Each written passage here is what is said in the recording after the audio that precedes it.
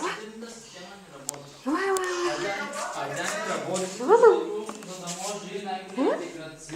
Значи сега, в България има много голям интерес съдебната система да не работи. И това е просто един страничен ефект от този факт.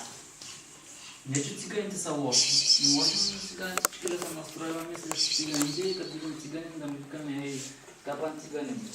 Каква книжка имат? Ако правим неща, не е по-лошо. Представи си, ти като ти ще Европа ще казва, аз капам долу да ми викам гади. Как ще се чувстваш? Мислят, че се... Като ти казват, че си тъп мангал, ти наистина се превръщаш в такъв.